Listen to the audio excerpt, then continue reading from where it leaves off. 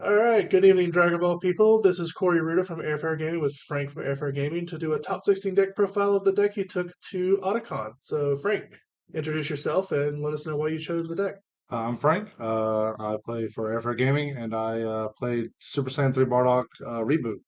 And I played it because I wanted a really aggressive deck in this format where everybody's kind of playing really slow, going to turns 4, 5, 6, 7. And I just wanted to play a deck that was really aggressive, put a lot of pressure on people, and maybe a deck that people weren't necessarily expecting. All right, so let's go ahead and get to the profile. Go ahead and start off, tell us about the lead and what it does. So Leader's Mass Saiyan. On the front side, you can burst 3 and take a life, and if you burst any black cards, he gains crit, and if you burst any non-black cards, he gains plus 5k. Wakens 4 less, draw 1, untap 1. On the back side, pretty much the same thing. Every turn you can burst. If you burst a black card, you get crit. Non-black card, you get plus 5k. But also the benefit of whenever you spirit boost once per turn, you can take a life and restand it. He does lose all of his keyword skills, so you can't give him double strike anymore. He doesn't. He loses crit if he had it, but he still gets to draw his card because it's not a keyword skill. So just really aggressive leader, can attack multiple times in a turn. Good card.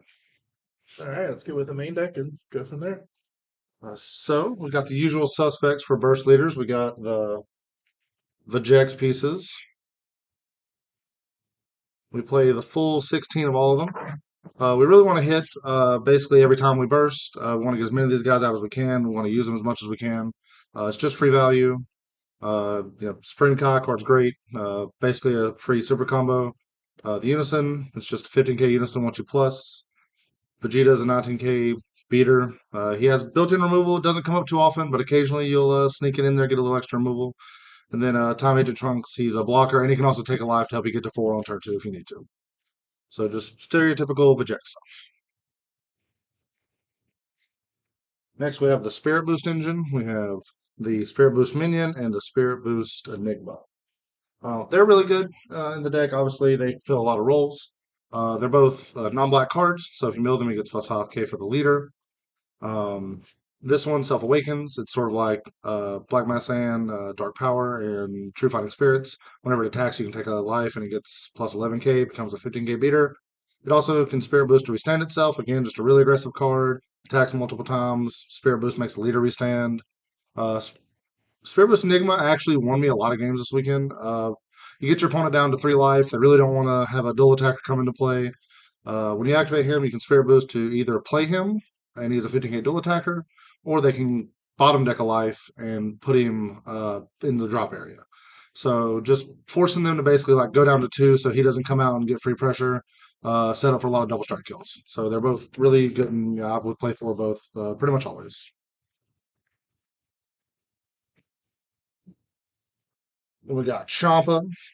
Um, Not much to say about this card. It is a non-black card, so it gives you later 5k if you mill it, so it's not even that miserable to mill. But you play a bunch of crit cards. Your leaders crit pretty much always, and double strike crit's good. So what you want to do? Denying resources. The next card, we got a couple twos and threes of. Played a couple Supreme Kai of Toms. Tom Labyrinth Unleashed. Just wanted a little defense in the deck. Um, it's negates an attack, and then when it comes into play, you can remove warp one of their guys until the end of turn. If they attack with 8 drop Goku or 8 drop Cell, you can activate this, even though Cell kind of punishes you a little bit. But you can play this, warp it. They blows out their 4 mana turn if they get to turn 4. Things aren't going the way you want it to. Also, it's a 3 cost, unlike virtually every other negate that you would want to play here. So you can pull it back with Beyond All Limits. We got Super Kamehameha as a 2 of. Uh, a lot of lists are playing 2 to 3 of this card. It's just an anti floodgate card. Um, Gamma 1 and 2 have a floodgate. A lot of people side in red Topo or green Majin Buu floodgates against the deck. They know it's really aggressive. So just a couple Super Kamehameha on the board, just sort of a catch off of floodgates. Super Saiyan 3 Tag Team Gohan. Probably one of the best cards in the deck.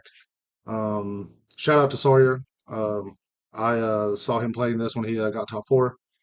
And this card, hadn't tested much with it, tried it out, and the card is insane. Against red, it's just a bunch of free value. They're going to Yamcha you, different status, Fidel. And this card really just gets you a lot of free pressure. It's also a blocker if it ever comes up. A lot of times, this card is just free 15k that you bash in with. And then it can also be pulled back with Beyond All Limits. Overall package, just 4 Revived Ravager and 4 Super Saiyan 4 Beyond All Limits. Crit, only overwhelms for 3. It bursts 3. Kind of just literally everything the deck wants. Early pressure, early crit. You can double strike it with a Champa. And it mills you 3, so you can get more of your Vegas guys into play.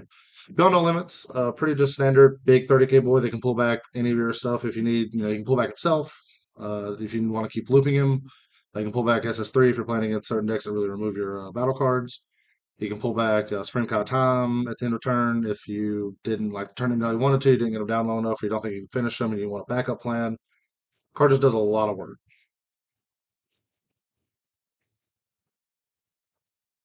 Then we got 4 Super Saiyan, not Super Saiyan, Son Goku's True Fighting Spirit. Just standard card in the deck, pretty much. Punishes counterplays. Everybody's going to be trying to negate your leader swing, negate Ravager swing. Anything that has crit coming their way, they're going to want to stop it. And yeah, deflect. Everybody knows what this guy does at this point, but I played him as a 4 of. A lot of people cut him to 3 because he's unique now, but because of some of my sideboard options, I really wanted him a 4 of. 4 super combos. Uh, this is the best super combo for the deck. Turns into Gogeta's with the Goku, and it digs the deepest. You're always at 4 life or less, so it's always on. Typical super combo. 1 of SS3 Gogeta, Thwarting the Dark Empire. Um, I'd play 4 of it if I could.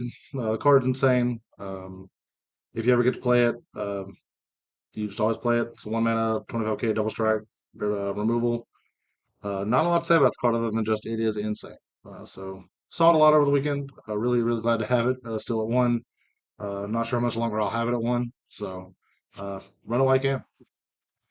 Secret Rare for the deck is Pan. There's, in my opinion, not really any other choice for Secret Rare. She's just a free 40k beater on 1 or 2. I played this card on turn 1 a couple times, a lot of times on 2 when I had it. Uh, the 1 mana effect to take one of their guys comes up occasionally, like they play a blocker negate after she swings, and so you can just take the blocker and don't have to worry about the token. I literally never used her to counterattack the entire weekend. She was just 40k block, 40k beater. It probably can come up very situationally, but really just 0 mana 40ks are good. That's the main deck. So I have a couple sideboard options. Plan 1 more each of Super Kamehameha, Supreme Kai, and SS3. These cards in the deck, in the main and side, are basically interchangeable. When I'm not playing against red or removal heavy decks like Cell, I would basically side out SS3 and put in either another one of whichever is appropriate. You know, against Gamma, you really want Super Kamehameha because they are going to dig for their Floodgate. Against the big A-drop decks, you really want Supreme Kai. So against the decks that weren't red, side it out one of the SS3s. And against the red decks, basically side it out Super Kamehameha and put in another SS3. 2 Bardock fully unleashed. I never sideboarded the card the whole weekend, but it's really just sort of an emergency panic button for decks that go really, really big, like Sin Shenron or Dark Broly. It's a fine card. I think I was happy with it in the board, even though I didn't use it. But it could be interchangeable with some other things, but it's not a bad card to have around, just in case. SS4 Vegeta, Thwarting the Dark Empire. Really just for token decks or small low to the ground decks. Decks are trying to spam. Agents of Destruction, Toa, anything making a bunch of dudes or a bunch of tokens. Easy side in. Also a big 30k beater. 3 Gogeta Fearless Fusion. Card is amazing. That's why I play the 4th Son Goku True Fighting Spirit in the main. He's a 16k blocker, refills the graveyard. Not that's a big problem, but he does when he fusions. And he also is a 4 or less barrier removal for battle cards. So side him in against Trunks, hit their 19k Trunks, hit Slug, any barrier threats that you need. It's good against agents. It's a blocker on top of getting rid of Bobbity. Card's great. Never got a chance to side it in. I actually didn't find Trunks G all weekend. But definitely the card should be in the board. Last but not least, Dark Power Black Mass Saiyan. Really punishes token strategies, really punishes anything that's trying to focus on spamming the board. Great against Gamma 1 and 2. Basically locks them out of playing any of the one drop 17 and 18s. Um, you'll pretty much always interchange this with True Fighting Spirit and some number of the Supreme Cut, Super Kamehameha, and Super Saiyan 3 Tag Team. Those are your side outs often for each other when you need this kind of card. So just anytime you can punish people with this kind of card, side all four of them in. It's great. Did a lot of work against the Gamma players I played against. And that's the deck. All right. And do you have any shout outs you want to do before we get off today? Yeah, I'd love to shout out Airfare Gaming and the team. One of the best weekends of my life. It was really amazing. Everybody was great. All the testing and everything leading up to the tournament. And I'd like to shout out all the people who got to come with us this weekend and Pro Play Games for doing such a great job holding the tournament. Ran smoothly, and just the Dragon Ball community. Everybody was really nice and pleasant to interact with, and everybody was really great. So just shout out to you guys. All right. Thank you. And we'll see all of you next time.